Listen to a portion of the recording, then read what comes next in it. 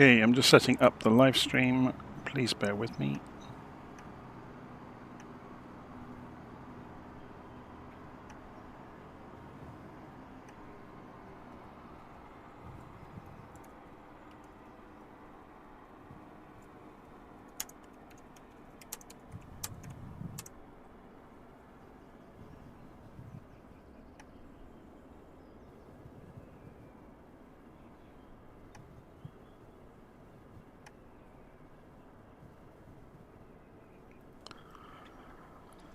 Okay, so I have acquired the iFly 737 MAX from iFly as part of their early access program.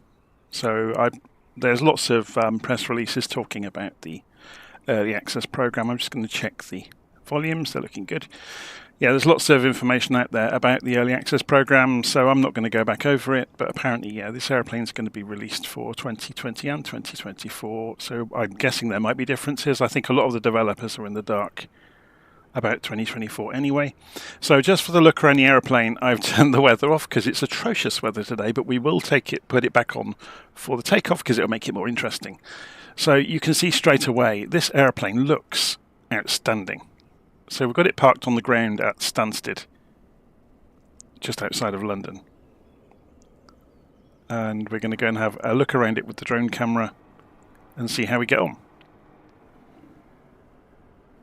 So I've written up a functional procedure to start the airplane up and to go through everything. Wow, look at that. That's stunning, isn't it? So yes, I've written up a procedure. Let's just go and speed the drone camera up. This really is something else, isn't it? The quality of the structures and the rendering and material modeling really is something else. Very, very cool. Even minor details, like the vents, have been really nicely done. Okay, let's have a look around the trucks of the main landing gear. Wow.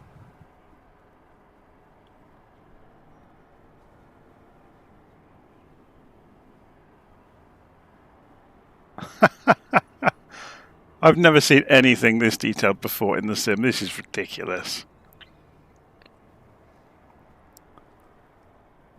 You wait till you hear it when I fire it up later.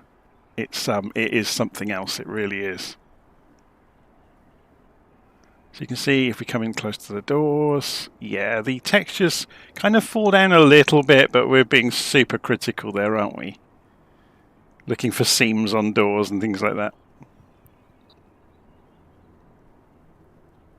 So you can see I've loaded in one of the liveries that comes with it. This is a Star Alliance livery. Obviously it has makes no geographical sense with where I've got the airplane or the route I'm going to be flying, but it's just nice to see it because I've seen so many of these around at airports of the Star Alliance colour scheme. I've flown on a few of them.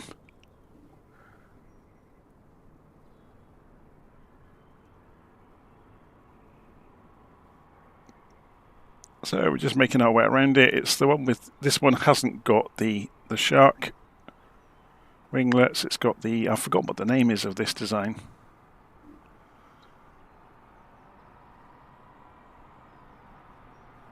But it's pretty amazing, isn't it? Looks the part. Really does.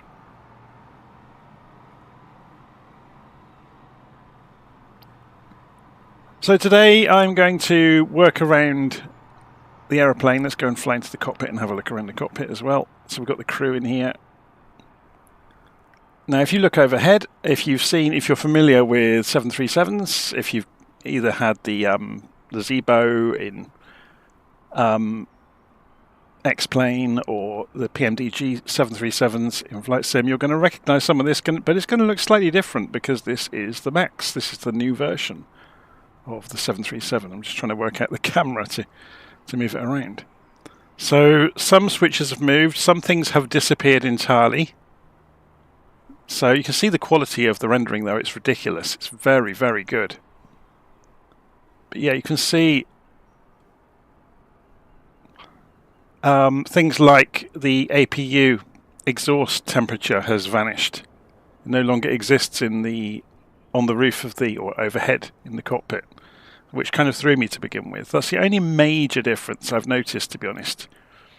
But no doubt there will be more things as we learn more about the airplane and learn our way around it. So looking down to the main displays, yeah, this is where the huge difference is. It's a glass cockpit 737 at last, a fully glass cockpit, which is obviously a huge difference. Interestingly though, the mode control panel is pretty much the same as it always was. So that hasn't really changed, it's just these whacking great screens have changed. The FMCs are pretty much the same. And obviously this end has changed slightly, but not too much. So it's going to be very familiar if you're familiar with the 737, but there's a lot of automation that has happened. Things like setting the trims, they are now electrically driven, so as soon as you program the trim on the FMC, the trim wheels will spin round on their own. There's all sorts of little bits and pieces like that that are really, really nice. There's a great tablet built into the airplane. I don't think it's actually complete yet, which is why they're saying it's in early access at the moment. So far, and it may be something I've done, I haven't been able to get Navigraph to work with it properly yet. But I have got Simbrief working. We're not going to be using Simbrief in this walkthrough. We're just going to program everything by hand to see how to do it. So, yes, as far as I'm aware, the 737 MAX is fly-by-wire controlled, which is why you've got... Well, it was kind of true of the earlier versions of the 737, because you've got the CWS system there, as well as the normal autopilot, which is kind of the same deal as an Airbus. But anyway, we're not going to go into the detail. You can go and read all about those differences yourself, about the different modes of control. Anyway, so that was the drone camera, obviously having a look around. Oh, I need to go and have a look through the cabin, don't I, as well for you. So, the cabin is ridiculously well done. Like, stunningly well done.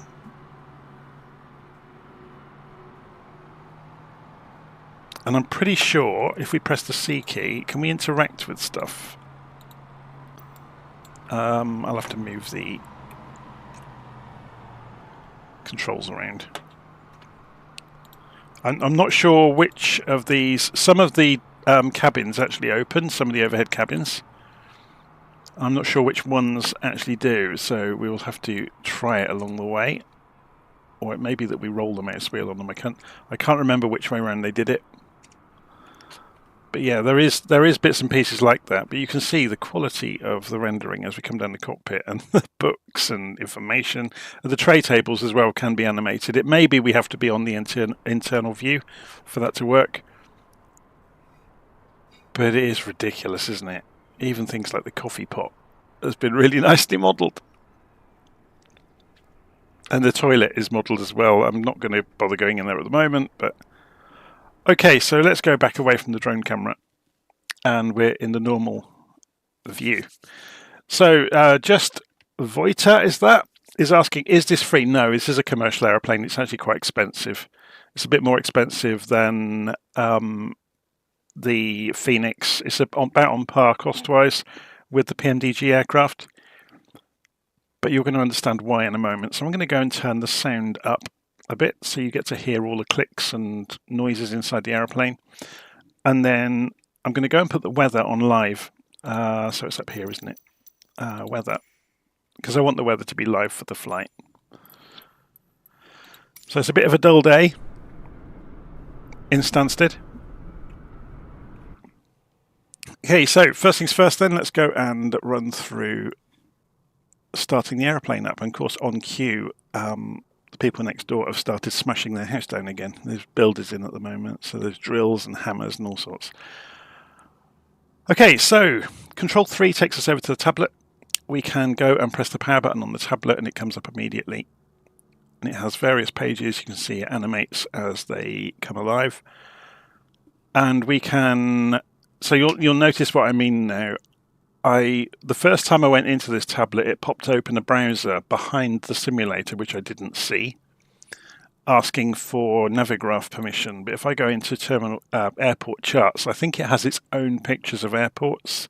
So if I go EGSS, for example, I have to click in Origin first, go EGSS, and say search ident. It will find Stansted, but then nothing will come up, and I'm not sure why.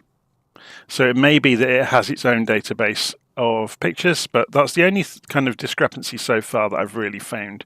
So if you go into the system page, you can go to the sim menu, and then if you go into ACARS, that's where you can put your Simbrief ID, and then the options in the the FMC.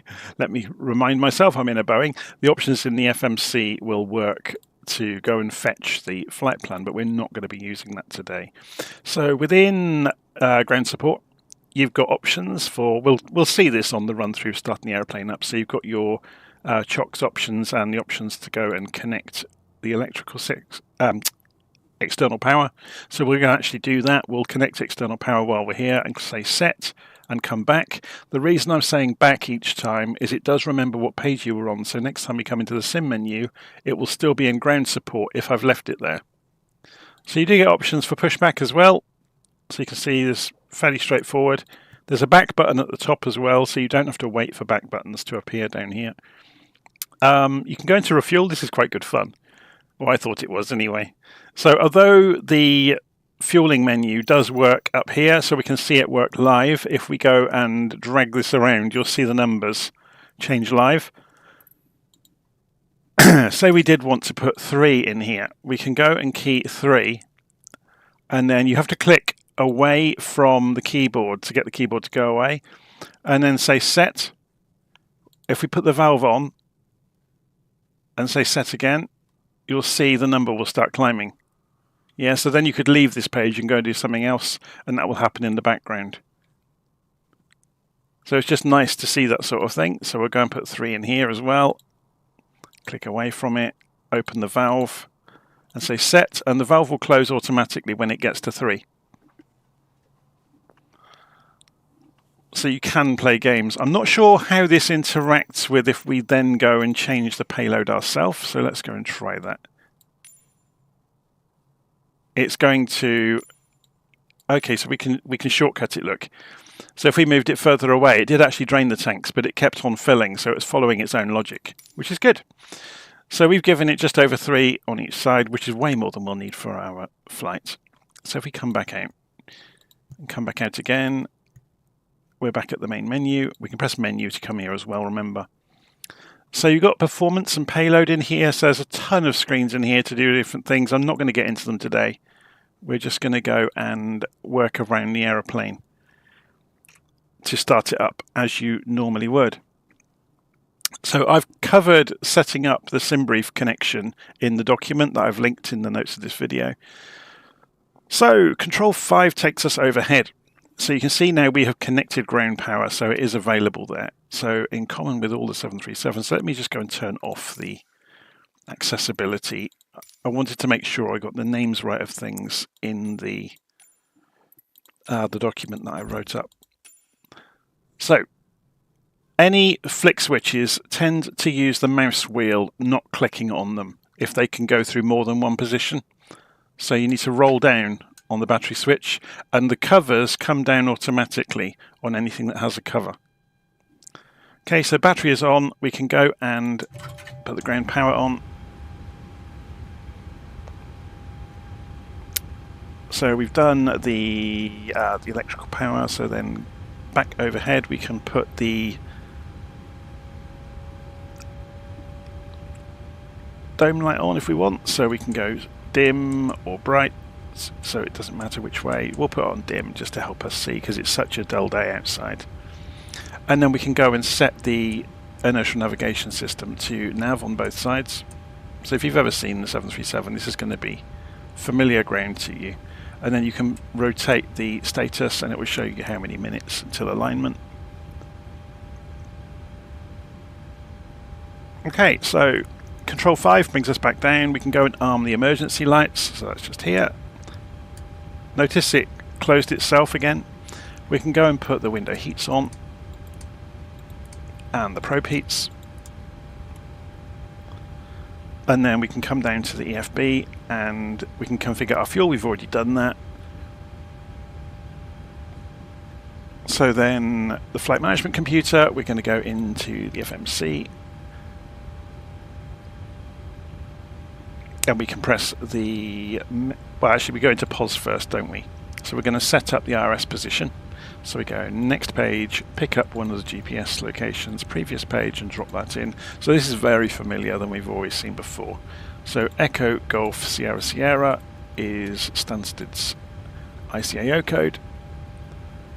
And then we can go through to the route page and it will be held over in the scratch pad just like all the other 737s. And we're going to go to Edinburgh today, so Echo Golf Papa Hotel, drop that in. We'll put a flight number in, we'll just make one up. So again, I'm not going to pull Simbrief in, which you would do with a flight plan request. I'm going to program it in so you see the programming experience. So runway 06, I think. I sketched it in a LittleNavMap and checked the weather earlier. Oh, runway 04, sorry, not 06. 04 out of Stansted. So then we go next page, and we're going to go via the Ottringham VOR, but what we might also, yeah, we'll do this with just the what I'm kind of stumbling over saying is normally you would put the last waypoint of your SID in as your first waypoint in your route, but I want to see the discontinuities appear. Okay, so we'll put Ottringham in, and there it is. So we'll select that one. So there's our direct to Ottringham, because obviously we haven't done anything yet. So we'll say activate that and execute. And then if we go into departure arrival, go to departure. So leaving runway 04, we're going to do the BKY2S. Let me just check that. BKY2S, yep. And execute that. And then go back to the index, go to the arrival into Edinburgh. We're going to come in ILS 06 and we're doing the AGP E1E on the way in. And again, this is all going to create a load of discontinuities because none of this really joins up very neatly, which is good because it gives us some stuff to go and have a look at. We'll go into the init-ref section and go 360 for our cruise altitude. We'll go and select the button next to gross weight, which will automatically calculate it and put the 0 fuel weight in for us. We can put a ton of reserve fuel in. We'll put our cost index at 100. Like I said, I'm just pulling these numbers out of thin air. Don't worry too much. So if we go next page, that's all fine. So execute that. Then we go to N1 limit and then take off. We'll take off with 5 degrees of flaps. And you get the V-speeds calculated immediately. So you click on each one to confirm them and they get bigger. And then you click on center of gravity and it gives you the trim. And you heard a noise there.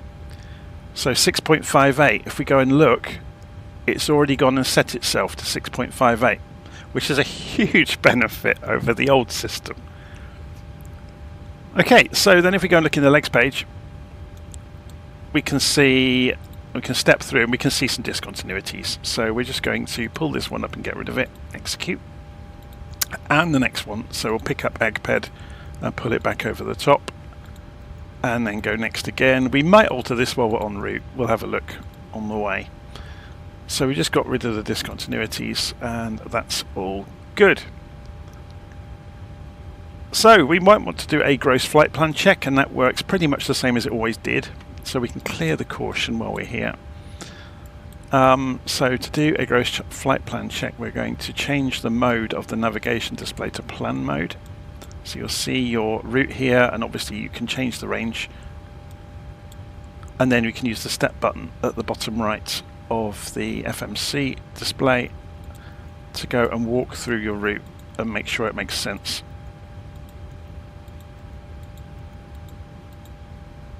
So you'll see why we might, yeah, we've got a really sharp turn there in towards approach. So what we might do is add another waypoint in before CI 06, but we'll figure that out on the route. It might be good to leave that in to see if the airplane can handle doing a turn like that. So we'll see how we get on. So yeah, what that's really illustrating was that turn there, look, just on the entrance into the approach. So it might be worth adding like libber in just to round off the corner or something like that. Anyway, so we've done our gross check. We can go and put this back on map mode on the navigation display. And I'm just checking my own instructions now. So we're going to go up to the master control panel, or mode control panel, sorry.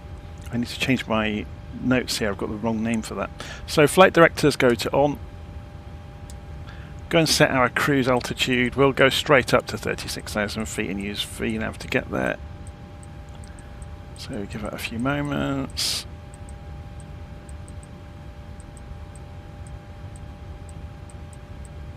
$36,000. We're going to preset the heading to the runway direction, which is 222 degrees. Whoops, too far. We're going to go and preset the auto throttle to 200 knots, even though we're going to go and switch over to VNav, which will take over anyway. And we'll set the courses both to runway direction as well. I know this sounds a bit of a bind to do this, but it's the proper way to do it, really.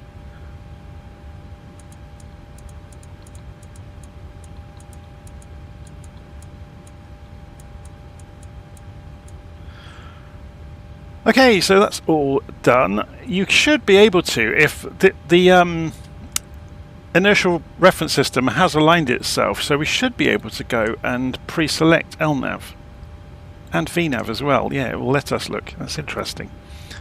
Notice on the Boeing as well, you can select the bank angle the airplane can use while it's navigating as well. So that might come in useful to us to make that tight turn into Edinburgh, but we'll see. We can go and calibrate the barometric pressure on the altimeters by pressing B to shortcut that. So then overhead we're going to go and put the seatbelt signs on and put the yaw dampers on and set the cabin pressure. It's automatically set itself to the cruise altitude that we programmed in, which is really useful. You don't have to do that anymore, or at least you check it, I guess. And we're going to prepare for engine start. So to do the engine start we need the APU, so we'll put the aft left fuel pump on. I need to check some of these things to see if they're still absolutely needed, because this was always the way with 737s, but it may not be the way anymore.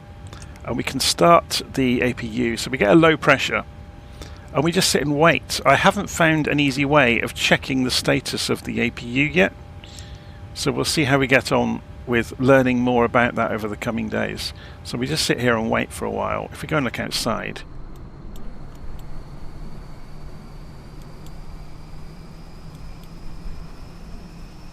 you can hear it spooling up and you can see the heat pouring out.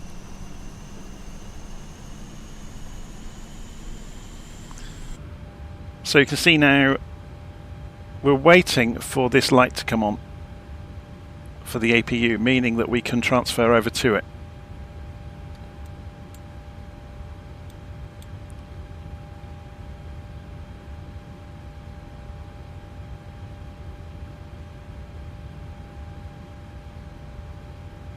So give it a moment.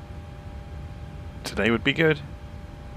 It's a pregnant pause while we wait for the APU to come online. There it goes. So now we can flick these two switches down and the airplane is now using the APU to generate electricity. It's not using ground power anymore. Okay, so we're going to go back over to the... we're going to put anti-collision lights on before we do anything.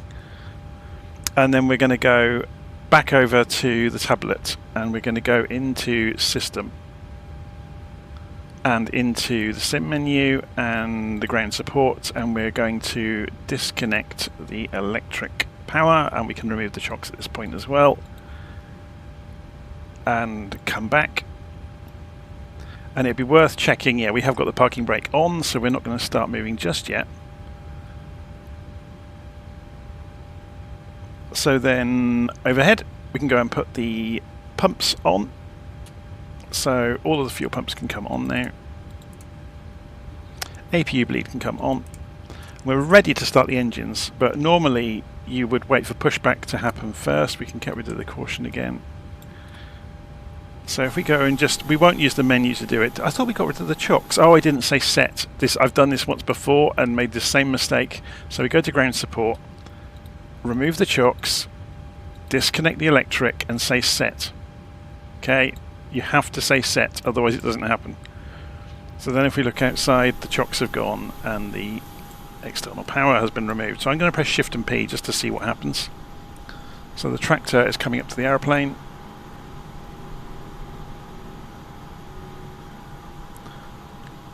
I'm just reading the live stream comments with the lazy farmer saying he wants to go home. I've got this week off work fortuitously, so this just happened to drop luckily with me that I had some time to look at it during the day. Otherwise it would have been another midnight job. So this is where I find out if my controls are mapped correctly, because I'm going to wait for the tractor. The tractor still doesn't line up correctly, look. It will snap into place in a moment. There it goes. If I come off the parking, yeah, parking brake's working. So we'll get pushed back.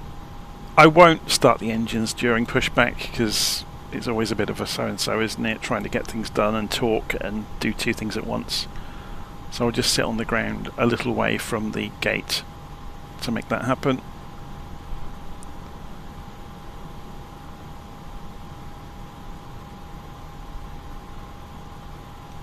So we'll just wait for a while. If we could look from inside. What's the sound like? Because it's not too noisy, is it? It's going to get noisier in a moment. So we'll stop the pushback, put the parking brake back on, and let's go and start the engines. So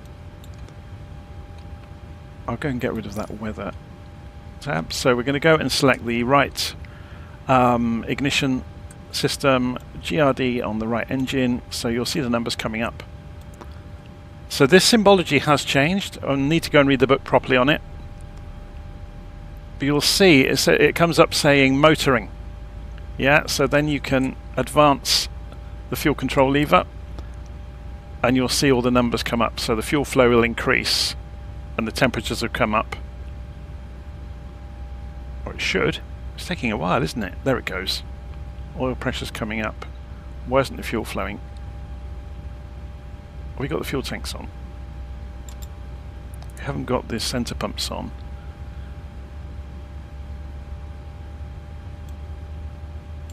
Oh, it was just taking a while.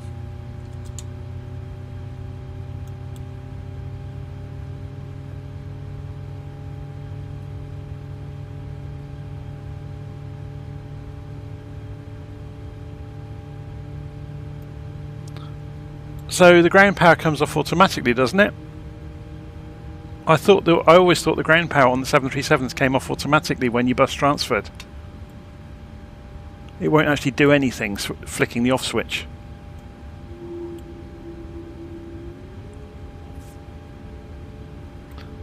Okay, so that engine is up and running. We can alternate the ignition systems. You don't have to, but it saves on wear and tear if you alternate them. So let's see if we've got electronic ignition then. So if we go and do it ahead of the engine starting, will it kick in quicker? No. It still takes a while for it to get up and running.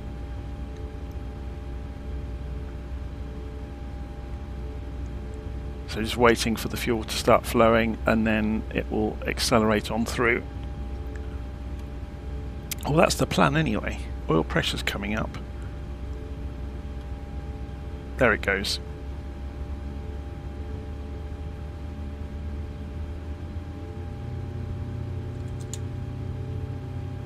Let's just check you can hear this as well. Okay, so let's go and increase the range on the display over there and on this one this side.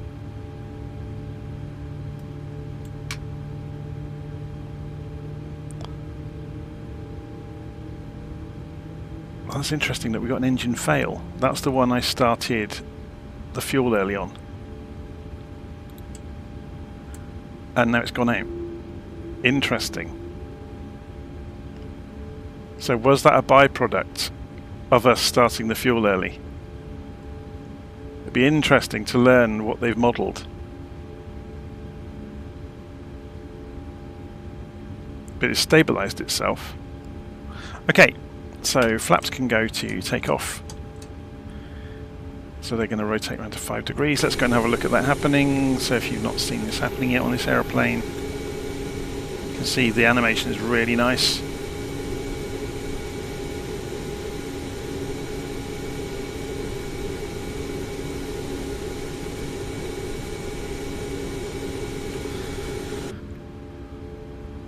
Okay.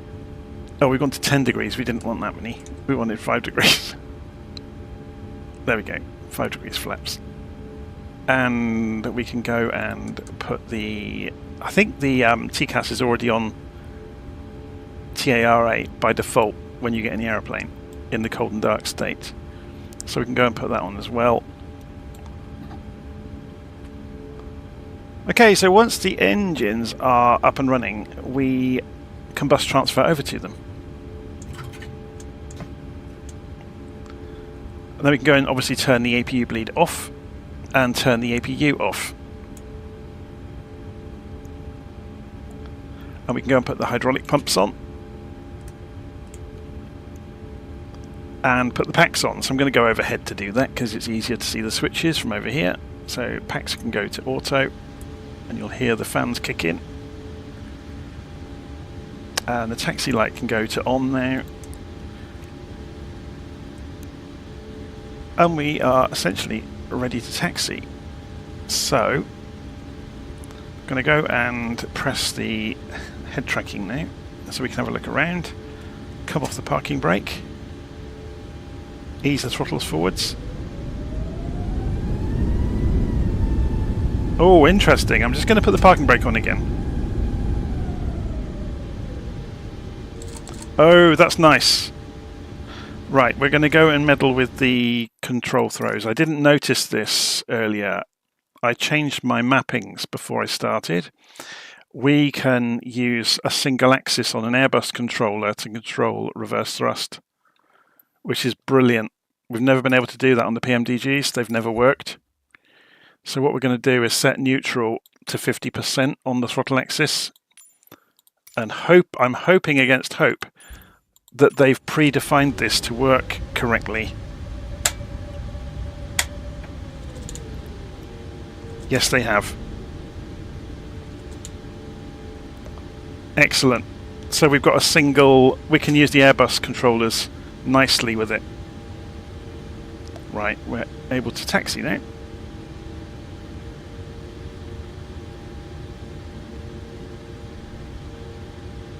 So we're going down to runway 04.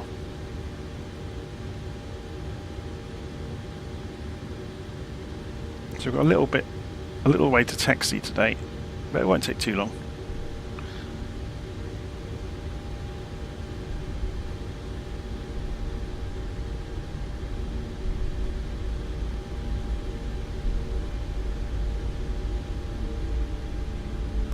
But that's really, really nice. That means this has got a huge advantage over the PMDG 737s now because the controllers for the Airbus work nicely with it. I've got an Airbus, a Thrustmaster Airbus stick and throttle, and it's always been a pain that it doesn't work properly with the PMDG aircraft. You end up disabling all sorts of switches all over the cockpit. Notice this has a two-way gear switch now instead of a three-way, which also plays nicely with Airbus controllers.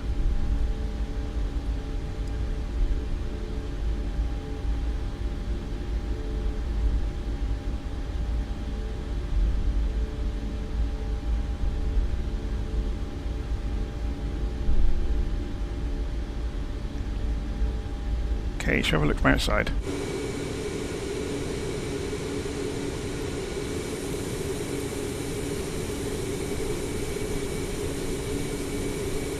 Looks good, doesn't it?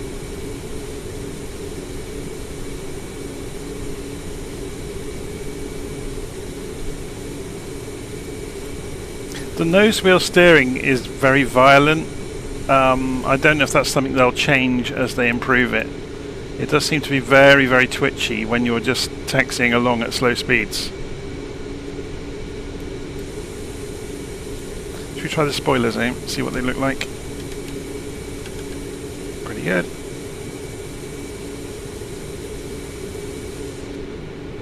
How about the elevators? Very cool.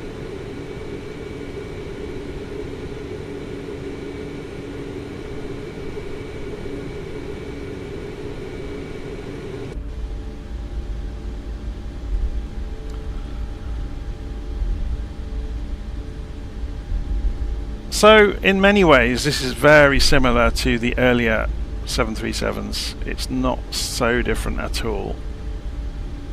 So we're going to go and set the auto brake to rejected takeoff while we're taxiing. This is kind of a trip down memory lane for me, because when I first started out with learning about flight simulation a few years back, the Zibo 737 was really the only decent game in town, and it was the first plane I really learnt properly. And since then, obviously, you know, hundreds of other airplanes have come along, but it's like coming home, coming to the 737 because of that for me. It's interesting.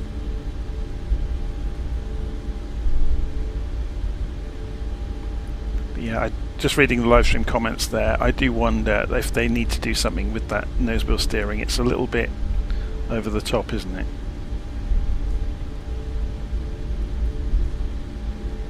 I mean, obviously I could implement a parabolic curve on it myself, but I don't really want to, because that would mean having to have a separate profile for that as well as the throttle quadrant for the aeroplane, but there we go. It's not unusual, I suppose. Can we put that back in the middle? Yeah, we can.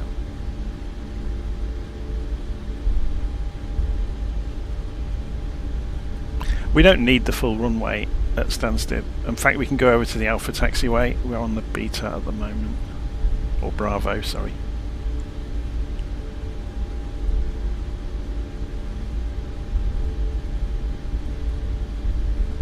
So let's go and cross over to the Alpha taxiway next to the runway.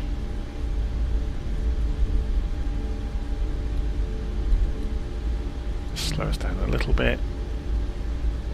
Cut the corner slightly, not too much, although this plane's so small that it's not going to cause a major problem, is it? So we'll go down to the next intersection and then join the runway.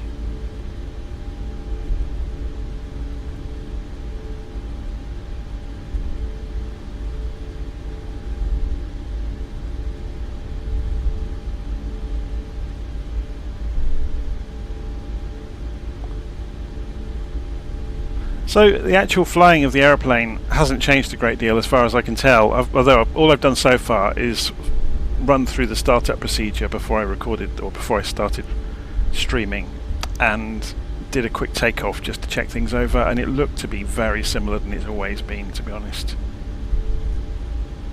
Which is good. You wouldn't have expected them to change it too much, would you? It's just there's some nice automations in play now. And obviously the screens have changed enormously.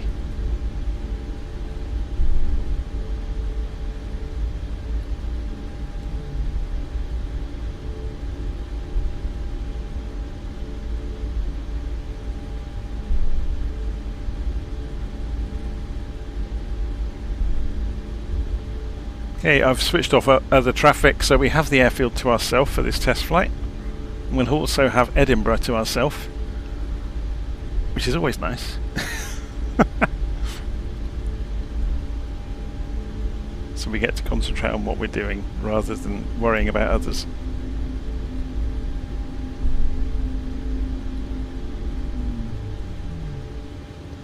Okay, parking brake on just for the moment. So what do we need to do? We've set the auto brakes. We can go and put the landing lights on.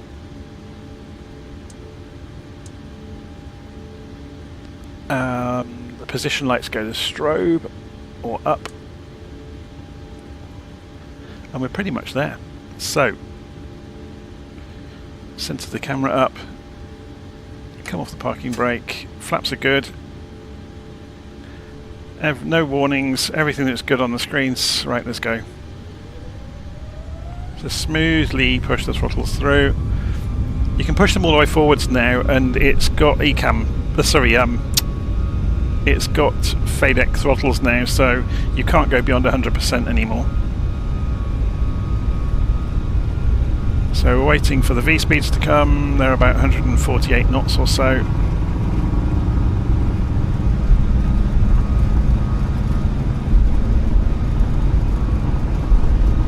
And rotate.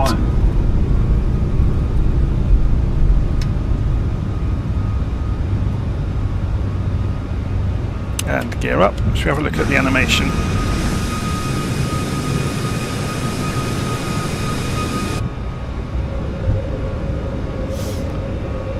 And autopilot can come on, I suppose, so we'll go do that. And we got VNav and LNav on, so we just need to manage the flaps now, so the flaps can come up.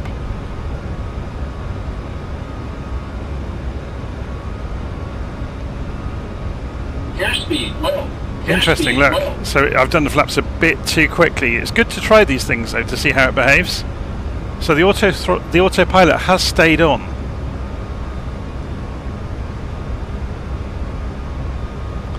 I turn every flight into a test flight, don't I? Should we increase or decrease the range on this so we can see a bit more detail on the route and see how well it's tracking it? I will admit I do tend to put aeroplanes through the ringer quite often to see how they'll behave in unusual situations. It's good, isn't it, to watch how it's tracking. So it should come up to... Have we got any restrictions on this departure? I really should have put this back on the legs page. So it's just above, then it's 5,000 at 99 D099B. So if we zoom this back out slightly, so there's 99B. So yeah, it's holding 5,000 already, look. Fantastic. But the auto throttle... Oh, I forgot to arm the auto throttle. It's too busy looking at this. Isn't it interesting how quickly you can make mistakes? So auto throttle's on. Get the speed back under control.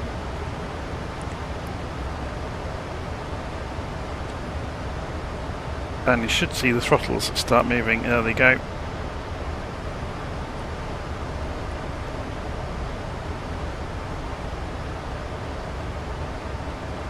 So we ended up overspeeding by about 50 knots for a few seconds.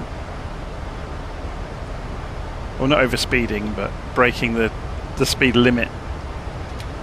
Thankfully we weren't on any turns at the time it happened, so it didn't really affect us. So it'll be interesting to see once we get past 357G, so to see what the climb rate is like.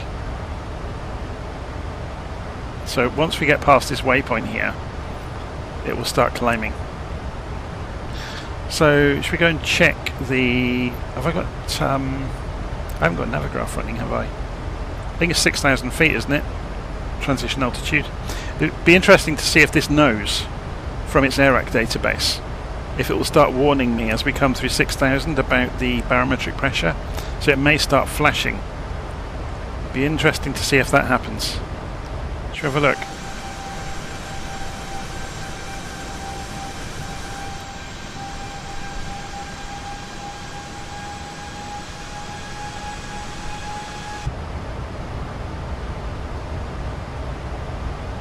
So we're approaching the end of the restrictions for altitude.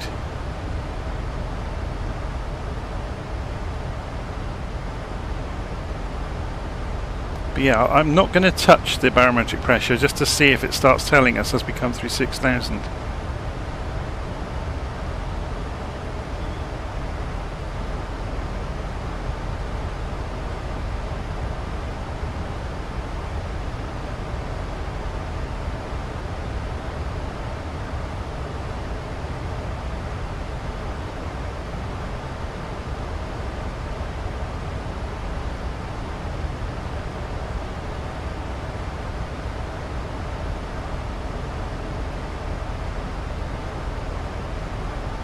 Okay, so we should start climbing anytime soon. So watch the... there we go. So what's its climb rate going to be like, do you reckon? 1800, 2000, 2500 feet a minute, 3000 feet a minute, my word. 3500 feet a minute, 34,000 feet a minute, oh my word. Surely it can't sustain that. So we've just gone through 6,000 and it isn't warning us. Oh, there it is, we've got a box around it. So if we go standard, is that synchronized? Yes, it is. So we'll be coming through 10,000 feet next, and then we'll turn the landing lights off.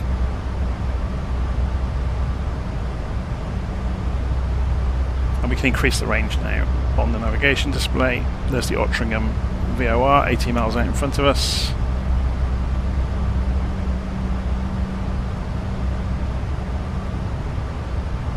It's going to, if the weather's like this in Scotland, it's going to be pretty spectacular, isn't it, coming into Edinburgh? It's going to be good fun.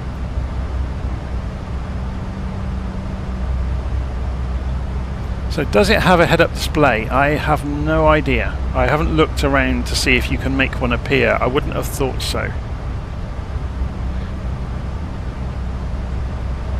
So we're just coming through 10,000, so the landing lights can come off. Or should have turned the taxi lights off already. They're on auto, to be honest. So with them on auto, they'll switch off on their own. There's all sorts of just little automations that it didn't used to have. Should we put the progress screen on? So we get independent FMCs, which is great. So you can have the legs on one side and progress on the other. And obviously the primary displays are independent of each other as well.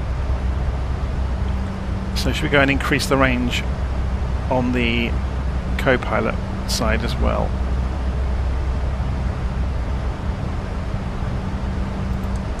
And put his view of the traffic on as well.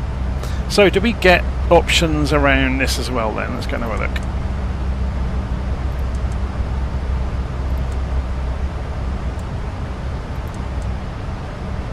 Yeah, we don't get as many as the 737, do we? Unless they're just not implemented, I don't know.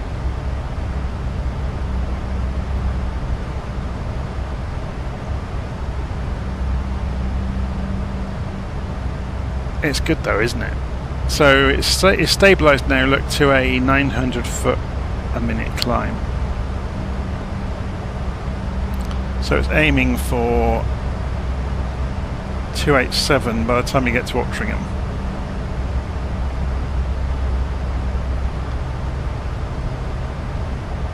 So top of climb and top of descent are almost next to each other. That was on purpose. There's the green banana. Just wavering around a little bit.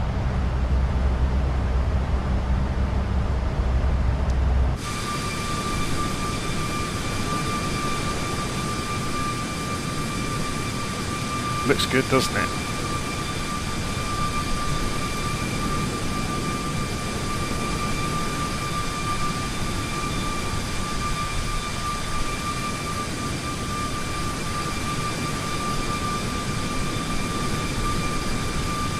That looks pretty much like a photograph.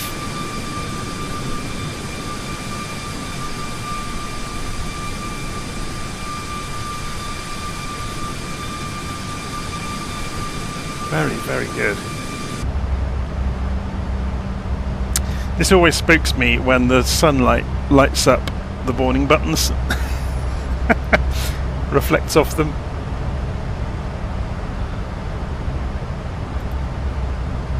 Yeah, it's a shame. I'm not sure if this is just something I haven't figured out yet. Oh, this got quite a funny option here. You can look at the video feeds around the airplane. I mean, it's completely useless, but it's good fun. It's just a shame. I think this has a predefined set of airports that it can bring maps up. I know the only reason I say that is I noticed during the installation that it was installing a lot of airport files. So yeah, we'll have to have a play with that. And like I said, behind the simulator, while playing with that, it opened up a Navigraph confirmation page. Or it might have been Simbrief, actually, thinking about it. So yeah, something I need to have a look at. So if you go into System and go to ACARS, that's only got Simbrief in there. It hasn't got anything about, you know, approving. Or if you go into the maps, there's nothing about Navigraph listed. You know, but no 2D barcodes or anything like that.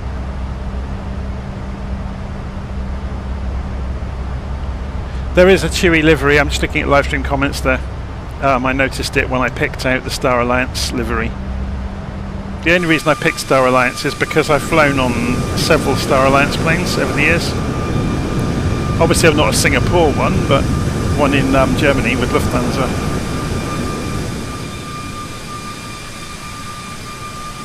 It does look the part, doesn't it? Very cool. So I'm presuming the wings flex. If we look along the leading edge, yeah, look, you can see them wobbling around.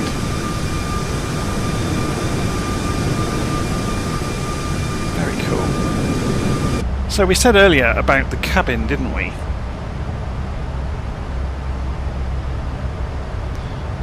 So AJ Fenari says, Jonathan, you have to initialize flight for the airport charts to appear, and yes, you have to authorize Navigraph. Okay, let's do that then. So if I say initialize flight, and then go to maps, and airport search, and so will that have prompted a Navigraph? No, it hasn't. So if I go, for example, EGPH, and then click away, search ident Edinburgh.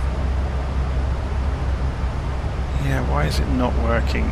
Is it something I've done wrong somewhere? Let's go back.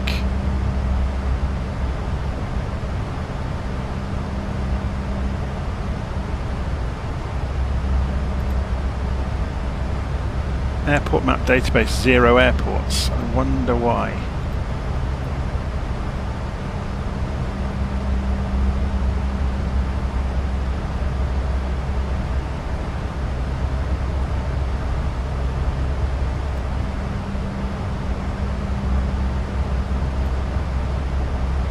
So the airplane's appearing on the map. That's funny. But there's nothing there behind it, which is a bit of a shame. So I think maybe I've broken the aeroplane.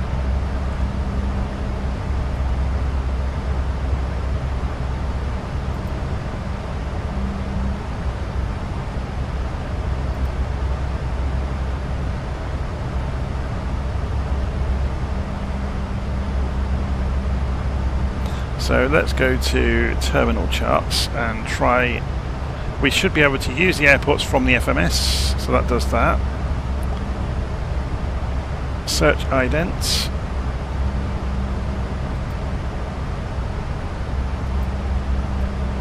Has anything appeared behind us? No.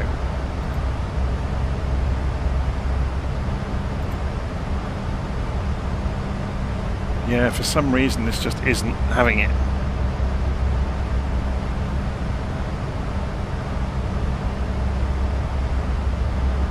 Chart utilities.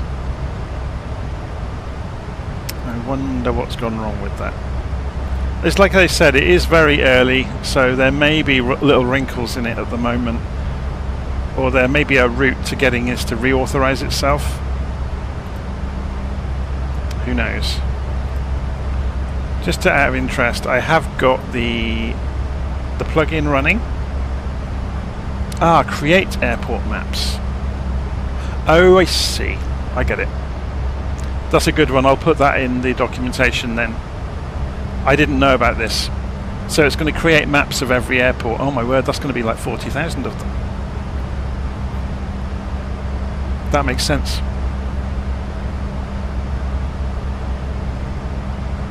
I'll show you the Simbrief ID in a minute. We'll just wait for this to finish. Actually, I guess we can do it while that's doing that, can't we? So you go into the system page. I'll go to the home page first. So menu brings you to here. To put your Simbrief ID in, you go to System, Sim, and ACARS, and then you can click in here, and you can put in your code. So 330725 for me. And now you have to click in the blank area. It took me ages to figure this out, and then say Set, and then you can come back. Okay. So yes, I need to put the notes in about this then in the document that I've written up so far about creating the so it's got its own database. That means it doesn't have to use Navigraph then.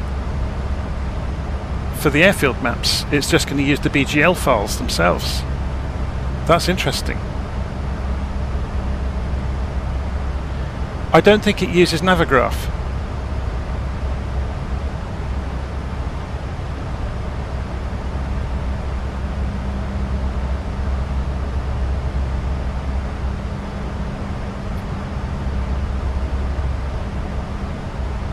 Because this is loading the files directly from the sim. We'll just let it finish, and then we'll have another look through the airport maps within the tablet.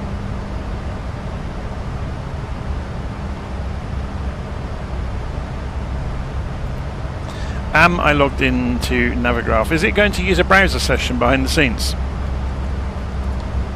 So if we go in a browser and visit Navigraph, yeah, I'm logged in as me, look. So if I went into, where is it, downloads and launch, and I can sign in. Oh, it hasn't signed in here though, look, that's interesting. Come in as me. But it should normally ask for an API connection as well, shouldn't it? Obviously I haven't used a Simbrief plan though, so what I'd have to do is go and grab this one. So copy that to the clipboard, do a new flight, paste that into there, get rid of that. There's our route, that's where we are at the moment, just approaching the Ottringham VOR. So if we were to, now well, let's go and see first of all, this is still going.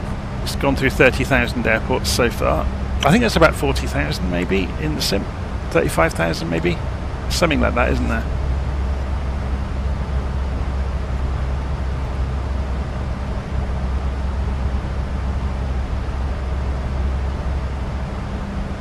So hopefully it won't take too much longer.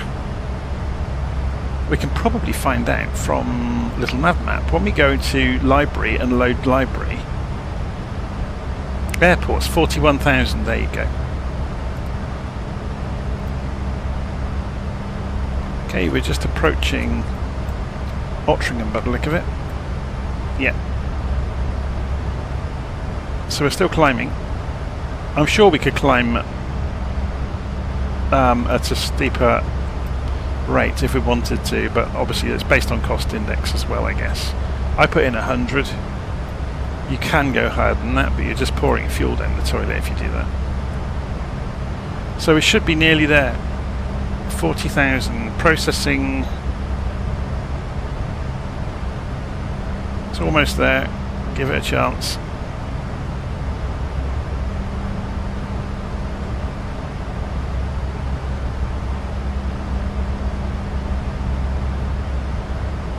Will it say done at the end? Or does it just stop saying that? Oh, it just disappears. Okay. So if we go then to the airport map now, and we go EGSS. Hooray! There we go. So we get the maps from the simulator itself, and you can drag them around. That's really nice, isn't it? So presumably the arrow keys will move it around. You can zoom in and zoom out. Very good. So then we could do a terminal chart as well. Use the airports from the FMS. We want Stansted, please.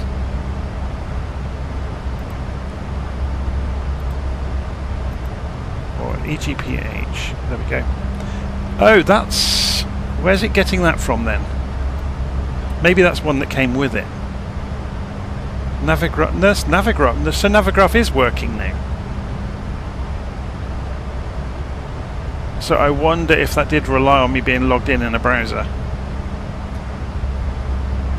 It's not very clear, is it, of how it got its permission.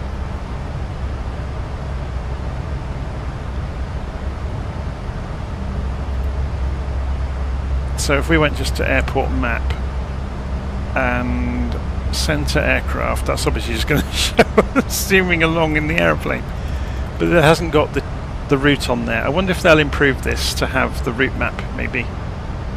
Anyway, we can use the navigation system in the aeroplane, can't we? As we should be.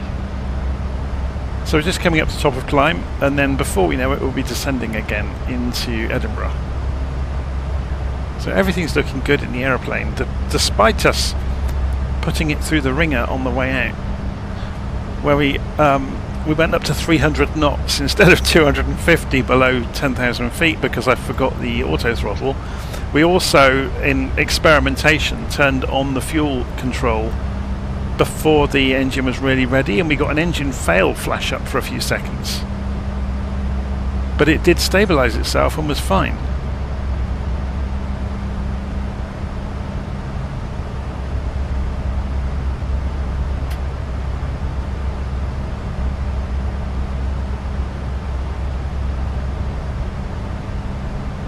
I did have a Navigraph browser page pop open, but it popped open behind the simulator.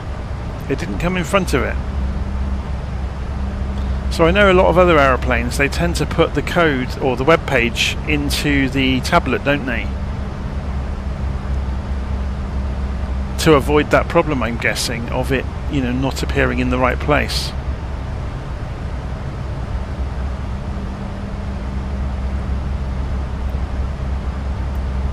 That's interesting.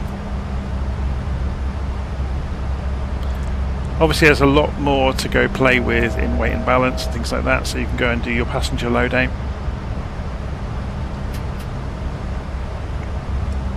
I have none. Can I get them from the aeroplane? Yeah, read the aircraft data. That's who I've actually got, look.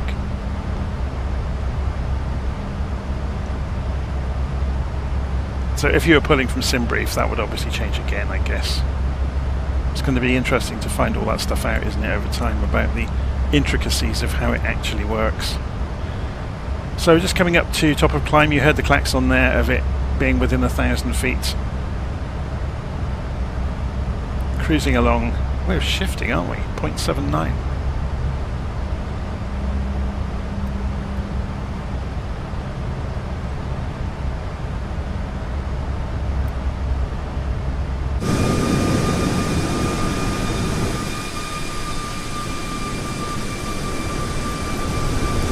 I wish Asobo would fix this rendering issue with the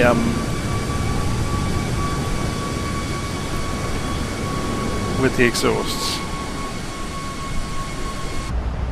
It's annoying. Okay, finished climb. Throttles have come back to about 83%. So that's kind of very similar than all the other 737s, to be honest. So which actual model of 737 is this? Does it tell us anywhere? I haven't noticed it in the document. Well, I haven't found any documentation yet. I've been following my nose so far. Whether they're still writing it, I'm not sure.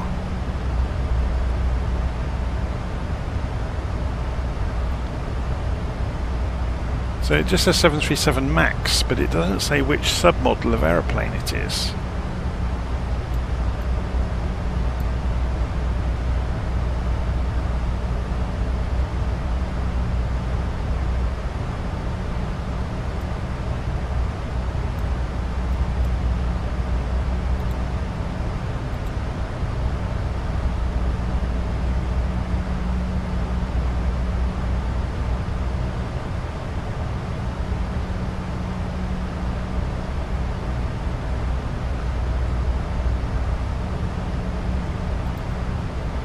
So going on the menu page, Navigraph is not appearing as an option to show charts, but you can show terminals, obviously, which is just, you know, the airports themselves. You can do airport maps, but there's no showing SIDS or stars or approaches. Now, whether that's because I've missed something, I don't know. Whether I need to, there's something else I haven't configured.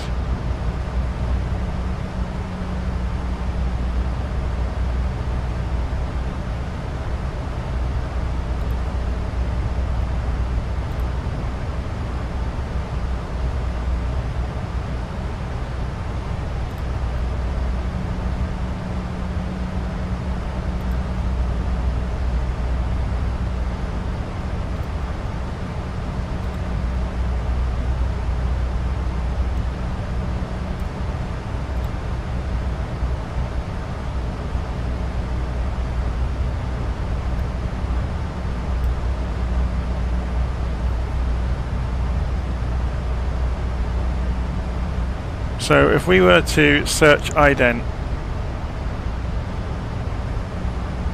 I guess we have to put the EGPH Edinburgh complete chart clip.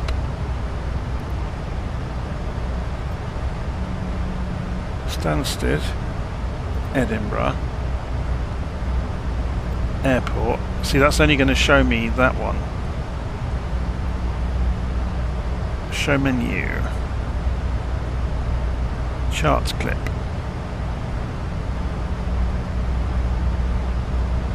Yeah, it looks like this just isn't finished. Chart utilities.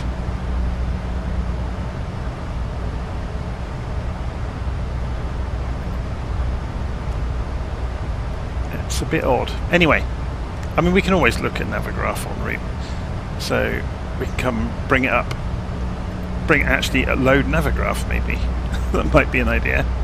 Where is it? Navigraph.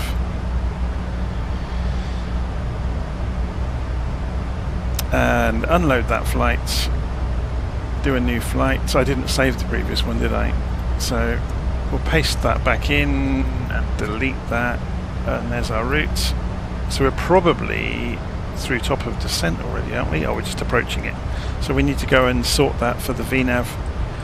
So we'll bring it back down to the correct altitude to be coming in to Scotland. Let's go and have a look at that. So we've got the AGPED approach. We want to get to 7,000 feet.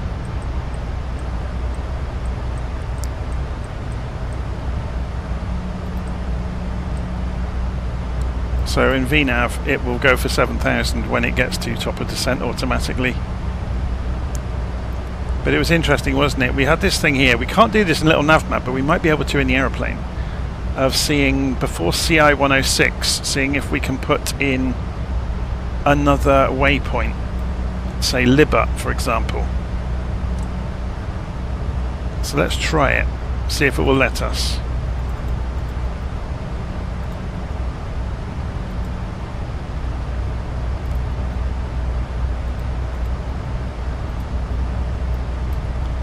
So what we've done is just rounded that off a bit more.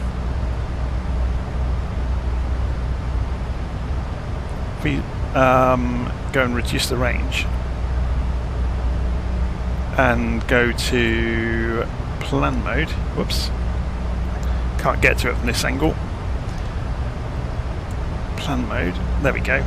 And if I reduce the range, or increase, there we go. So we've introduced Libba. So where we were doing that really sharp turn, we've just broken the turn up a bit.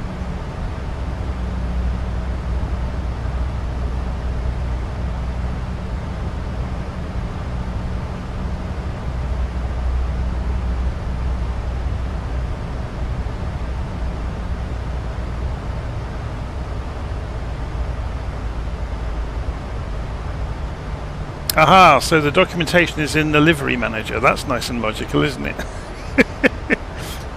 So, yeah, we're descending now. We're going to be descending for a while. So while we're doing that, if we go edit clip. Oh, there they are. That is the most illogical design I think I've ever seen.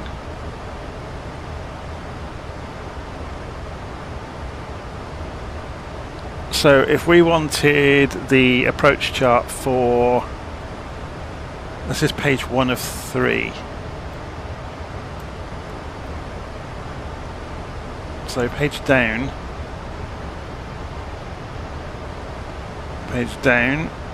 cat 3 ILS, NDB ILS runway 6, ILS DME runway 6, NDB ILS 24. So let's go for this one.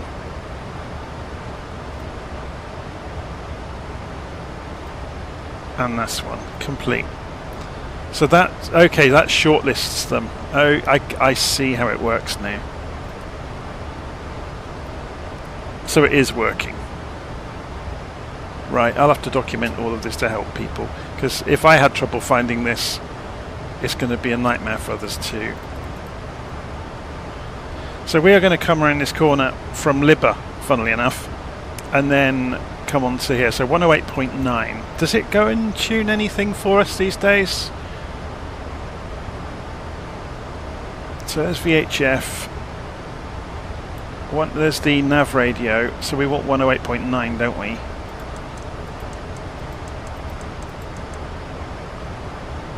And transfer that over.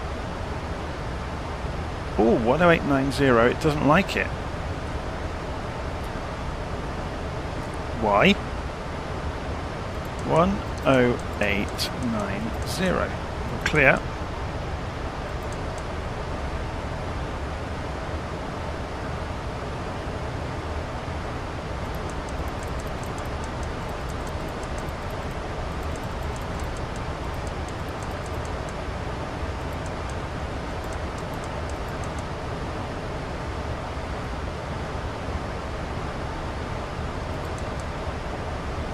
Oh, because it's an ILS.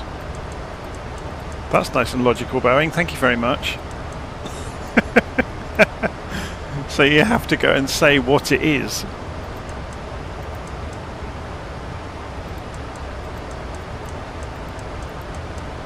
I'll put this in the documentation as well, because again, that's going to trip people up, isn't it?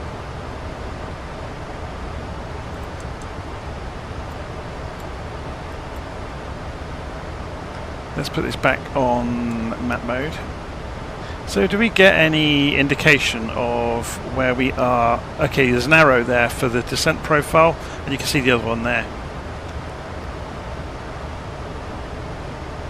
That's good. So you can see if you're on track on the descent or not. It's interesting that it's under speed by 15 knots behind its own target. Let's increase the range.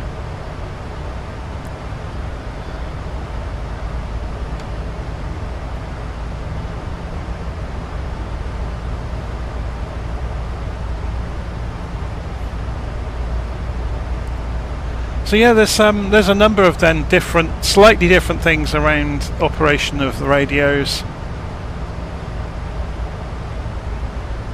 And obviously getting these to work. I'll put a special section in the document about this, because yeah, people are going to make mistakes with that.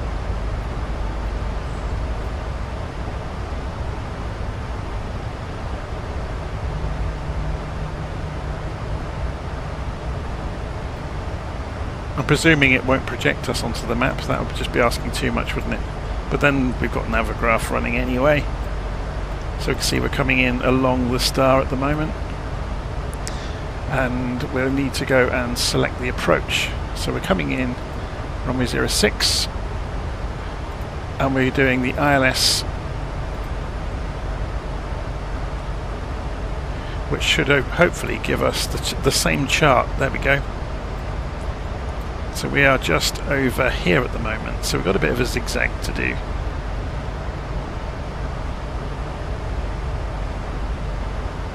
But after ACPED, we're going to go via another waypoint.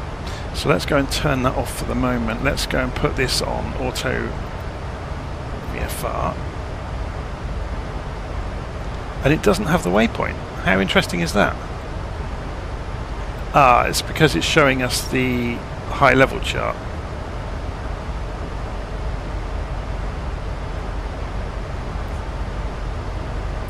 But even so, it still hasn't got it. Which was the one we used in the aeroplane? Libba, wasn't it? Which is just south of CI 106. And it's not marked. Interesting. So LittleNavMap has it, but Navigraph doesn't. And the aeroplane had it.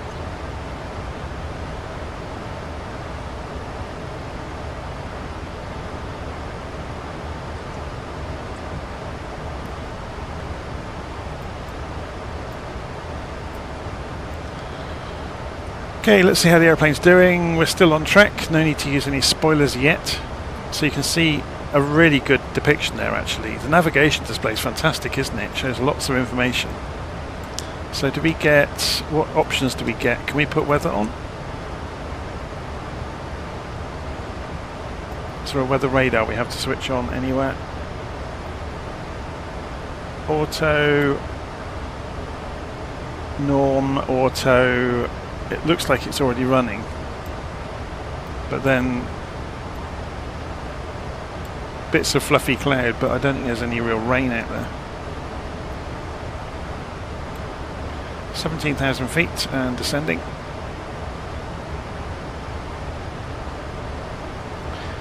Heading for 7,000, looking at the plan. If we go back and have a look at the ACPED plan, 7,000 for Tartan. So then on the approach, you're wanting 4,000 feet, 12 miles out.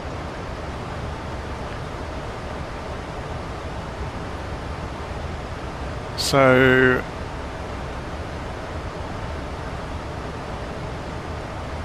D12 is there. So we want 4,000 feet by the time you come out of the turn towards the airfield then basically.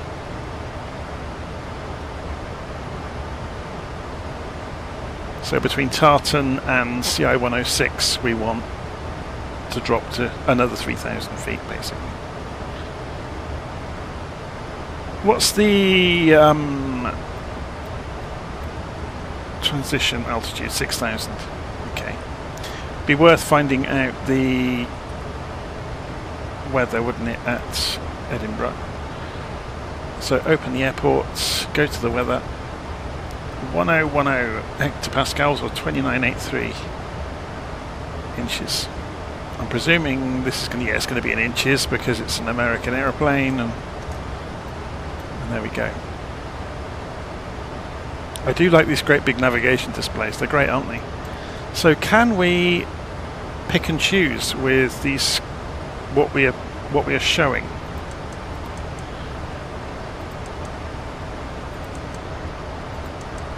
So you can choose whether to show systems.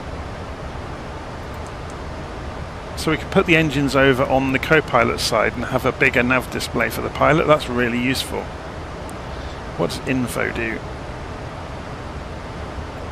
Okay.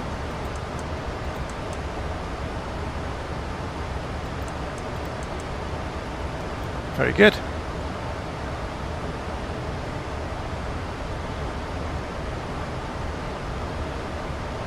So we're approaching 10,000 feet, so we'll get ready with the landing lights.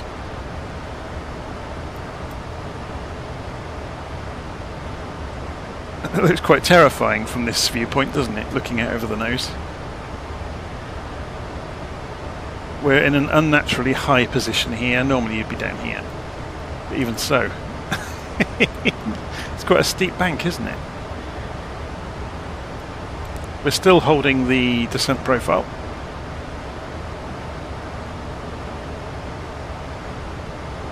And we'll reduce the range.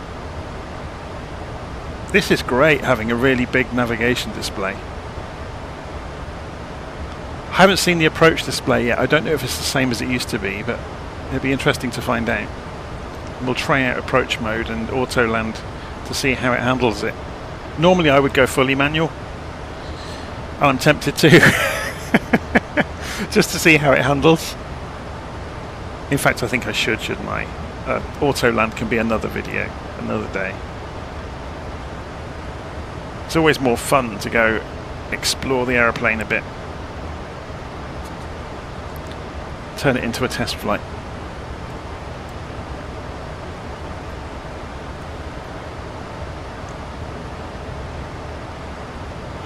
Yeah, I do think though their interface here could do with a bit of work. It's I guess it does make sense that you can cherry pick the charts you want to see, but it's supremely unintuitive.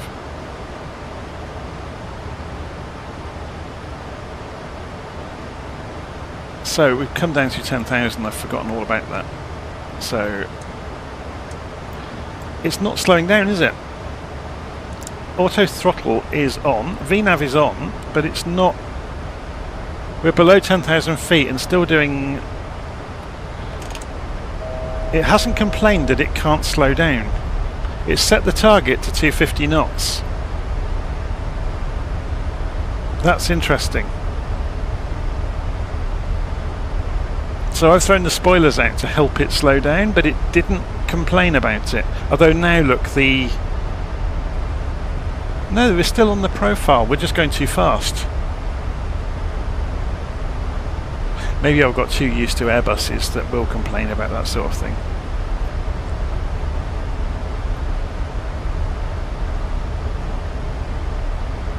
So I've just thrown the spoilers out to get us back to 250 knots. We shouldn't, or under 250, because yeah, we're below 10,000 feet, we shouldn't be faster than 250 knots. Was that not in the restrictions? No, it was there, look, 230 or below, for Libba.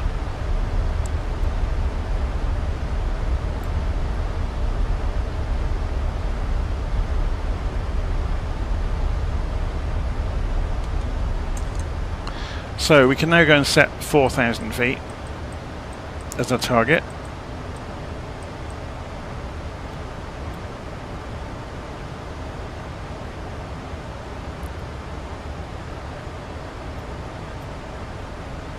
It's not in a hurry to start doing it, is it?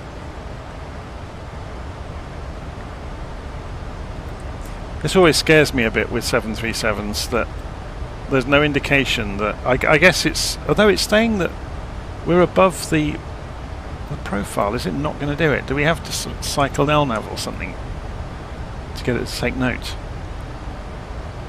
No, it's just gently coming down when it's falling above the profile.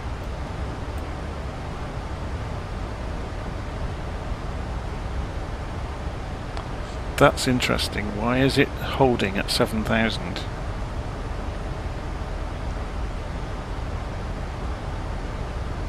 There's obviously a lot more to learn about this, so let's go and tell it to start coming down.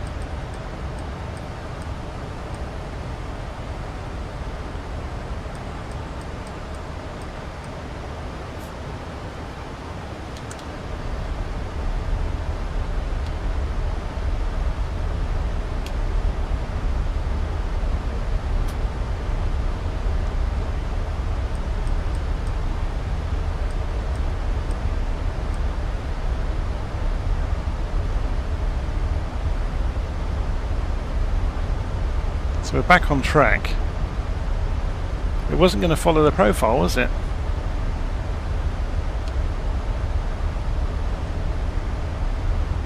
So I'm going to play games with following the profile myself, which you can do.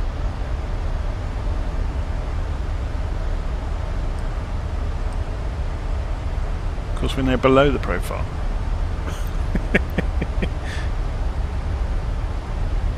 So if we went VNav again and let it take over, what's it going to do? Will it capture the descent profile and stay on it? So at the moment we're below it. You can see it over there, look. But we're on the target airspeed. So you do need to be a bit more mindful in the 737 of keeping an eye on things, I guess. It's interesting. So let's reduce the range again on the display.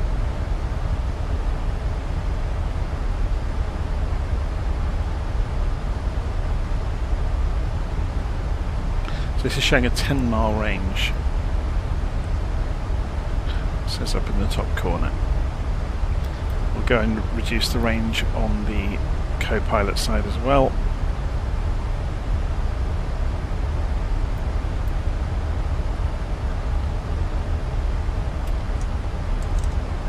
Go to the first stage of flaps, which will help arrest speed as well. So we can take the spoilers back off a bit.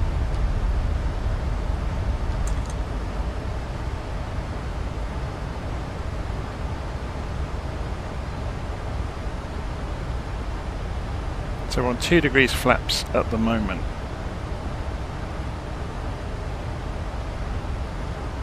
We're coming down and it's holding the profile now, look. It's much happier.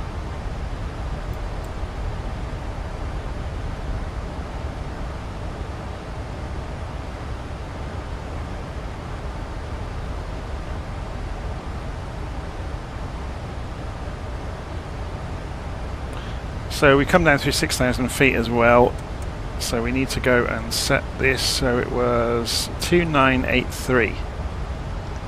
Whoops, if you can put the mouse on it accurately.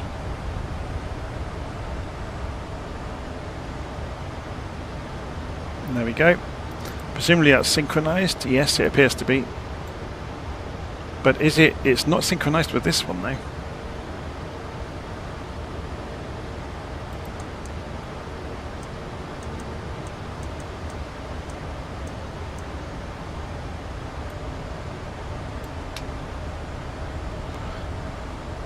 Okay, so we're now at, we have to be above 4,000, but it's following the same profile it's been on for ages.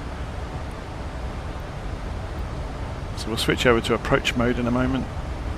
We can see we've got the localizer and the glide slope have already appeared. We're pretty much on them already. Well, we're on the glide slope at least. So speed has come down, so we go for the next stage of flaps.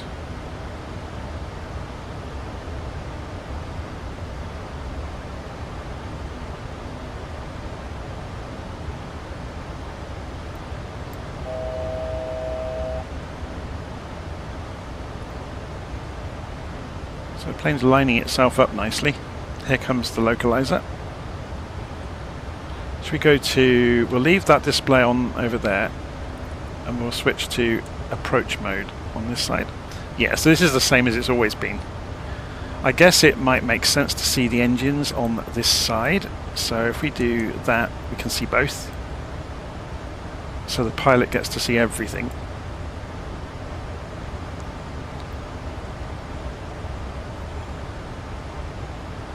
And I would be tempted at this point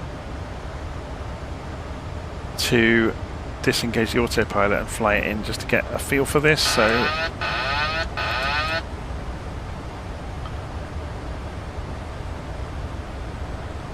So there's the bridge, there's the runway directly in front of us. So let's give the wings a waggle just to prove we're alive. So let's go and turn off the auto throttle as well. And we'll lose some speed and we'll just fly it in, just to get a feel for it really. So throttle's back to idle. Get rid of the auto throttle alarm. It's not wanting to slow down, but that's because we were starting to dive at the floor. So we've fallen a little bit below the glide slope. So we'll just lift the nose, which will bleed some speed off. We might as well put the gear down.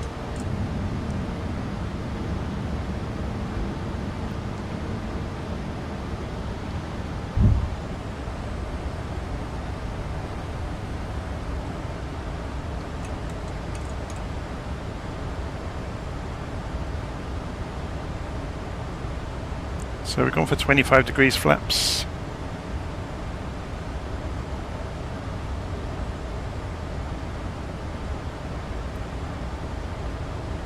It does want to sink quite a lot. I'm having to put a little bit of trim in just to stop it wanting to sink quite so much.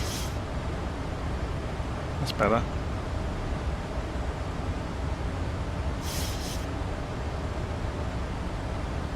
So we're at 50% throttle, and it seems quite happy just tootling along. It's very, very stable.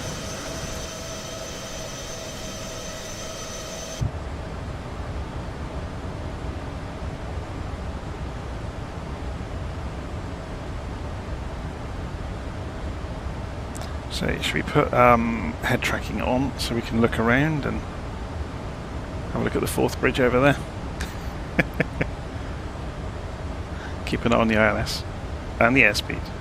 Getting a little bit slow, so let's go for, wonder what it's like on maximum flaps. So let's go 40 degrees and see what happens. Will it come in fairly stable? So it's gained a ton of lift there, look. Lifted itself back up onto the glide slope. 1,000.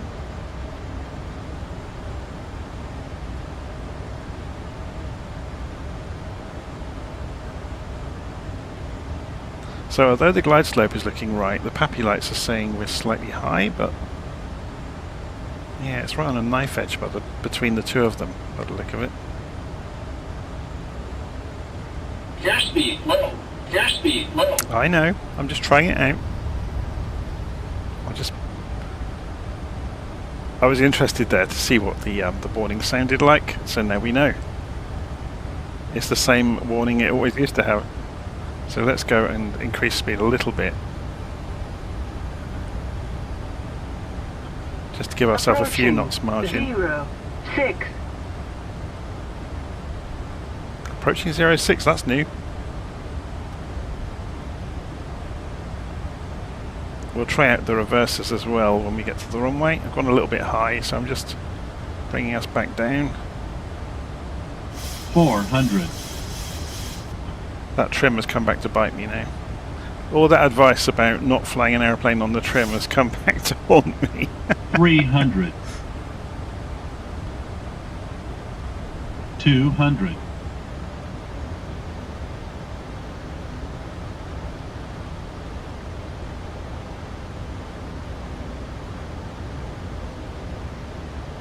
100.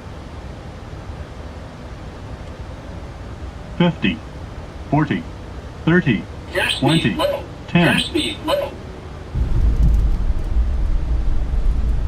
Okay, should we go and look outside to find out what the reverses are going to look like?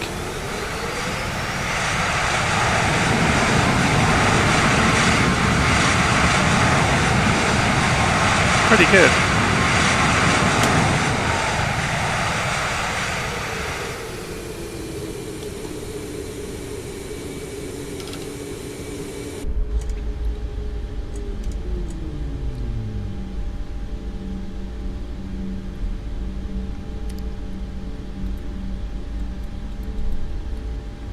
I keep forgetting you have to roll the mouse on that type of switch.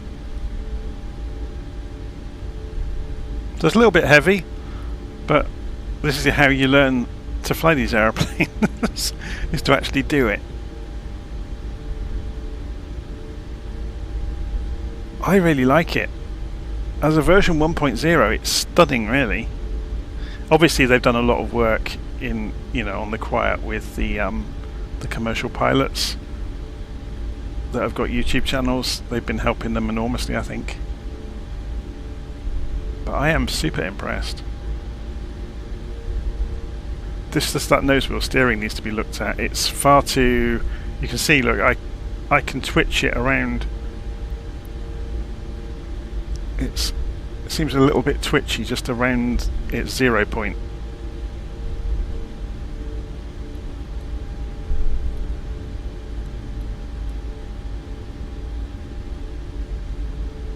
Okay, let's go and put this on a parking spot.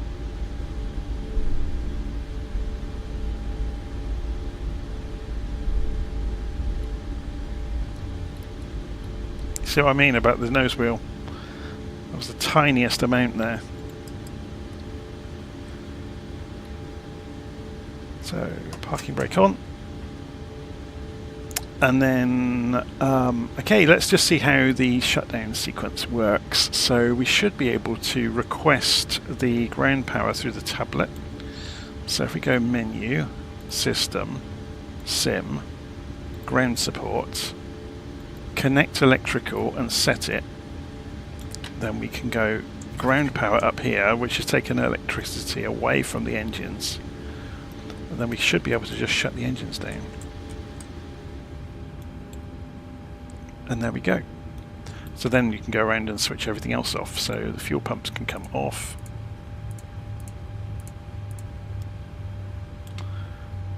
The lights can all go off. And should we do this from overhead? It's probably a bit easier, isn't it? Hydraulics can come off. Except I keep missing them with the mouse, which is not useful. The emergency lights can come off. Further overhead, the ADIAS system can go to off.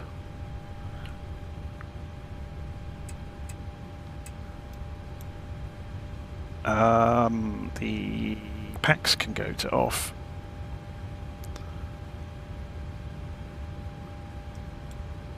Seat belts can go off now. We never let people out of their seats, did we, the whole flight? Mind you, we were only in cruise for about 5 minutes. Yeah, it's interesting, isn't it? It's a really, really nicely done aeroplane. The oil damper came off automatically. That's good. So then we've already turned off turn the batteries off, turn the power off, and we'll go cold and dark. I wonder, with no power to the aeroplane, can we use the radios?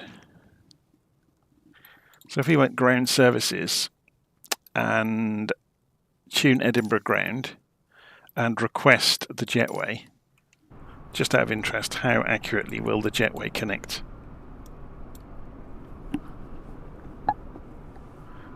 Well, the door's opened. It's having a think. That's pretty good, isn't it? That's actually really good. It's connected pretty accurately to the aeroplane. There we go. So the iFly 737. I've got some